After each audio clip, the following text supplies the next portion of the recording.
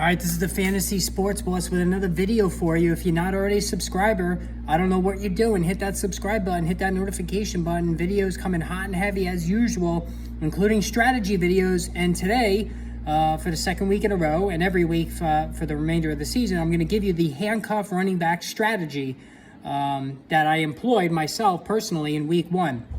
For those who are not familiar with this and are new to the channel and didn't watch last week's video, the handcuff running back strategy is where if you have an extra bench spot or two, if you have a deeper league and you don't have a shallow bench, and your league's waiver wire doesn't go into effect until the game starts for the players that are in those given games. So in other words, when the 1 o'clock games start, the 1 o'clock players are now on waivers, while the 4 o'clock players are still available. So using this strategy, and it should be the setup in most leagues, pick up, if you have the extra bench spot or two, potential handcuff running backs, so that if the starter gets injured during those games, then you have the backup already on your roster, and you don't have to fight out anybody on waivers or the fab money or whatnot. And if the starter doesn't get injured, then you just drop those players before the 4 o'clock games start, and then you move on to the 4 o'clock games and pick up some other handcuff backs. Now, last week, I used this successfully to pick up not only Jeff Wilson for the 1 o'clock games, but Khalil Herbert. I added both of them. I had two empty spots, not empty spots, but I had two spots that I could play around with in both of my leagues. So I picked up both Herbert and Wilson, who I thought were the best handcuff backs for week one. Well, what happened? Eli Mitchell got injured. Wilson's going to be at least involved to a significant degree for the next couple of weeks, next 8 weeks actually. And then Herbert, who played so much better than David Montgomery to the point that he's pushing for a 50-50 share, or even the heavy part of a committee between the two. Now, this week, I have some other names for you, and I looked at the schedule, and I'm going on the assumption that guys like Rex Burkhead were picked up, Jaylen Warren was picked up, handcuff backs that sort of emerged last week that I don't think would be. Nyheim Hines is probably still not available. Tony Pollard won't be available.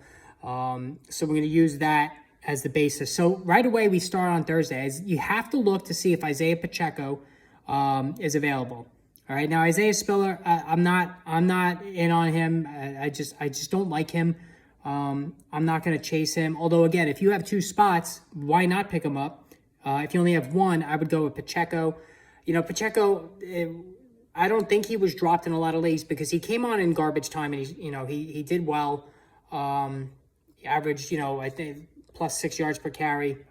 And, there's still enough hype from preseason, and I don't think he's going to be available in most leagues. But if he is, you check.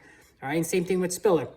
If nothing materializes there, we move on to 1 o'clock. So the Sunday 1 o'clock games, I think you start with Jaylen Warren. I think he was probably picked up. Most of the Najee Harris owners, if they were smart, picked him up because they got a scare with his foot injury, which I think is just a ticking time bomb. They should be owning Warren already. So you start with Warren. I don't think Nyheim Hines is available, like I said, so I don't think you look at him. James Robinson is another one you'd look for. I seriously don't think he's available either. I think he's been picked up in most leagues.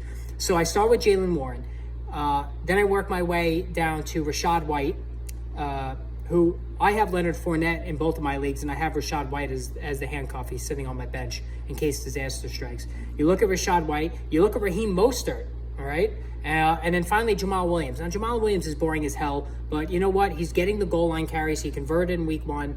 DeAndre Swift didn't practice today. It seems like it's just a maintenance day, but Swift is somebody who's always battling injuries. And if you want somebody, and the Lions like Williams, they do. He's not flashy, obviously. He's not gonna win you a league, but if Swift gets injured again, then you have Williams. So I would start with Warren, then go to Rachaad White, then Mostert, and then Williams.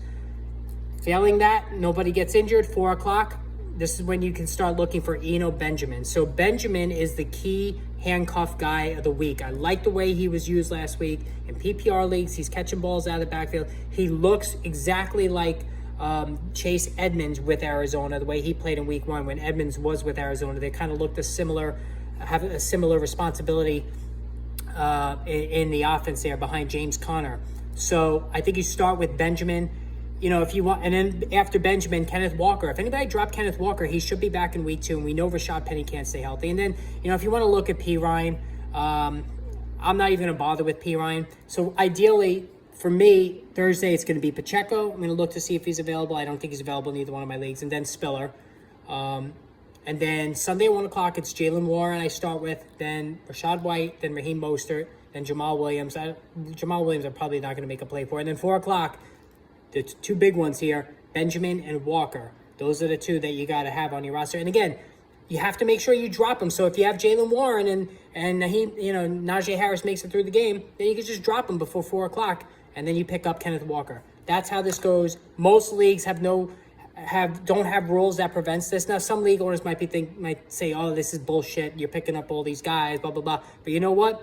It's a New England move, sure, but it's not against the rules. And if your league commissioner says it is, baloney. Because unless that was spelled out before the season started, it's a perfectly legal move. As a matter of fact, people might start copying you on this, so you might even have to move earlier in the week to make these key moves. But again, hit the subscribe, hit the notification button. I think outside the box on all this stuff. So I got some other, strategies ruminating in my brain that I'm going to share with you as well. So hit that subscribe and notification button.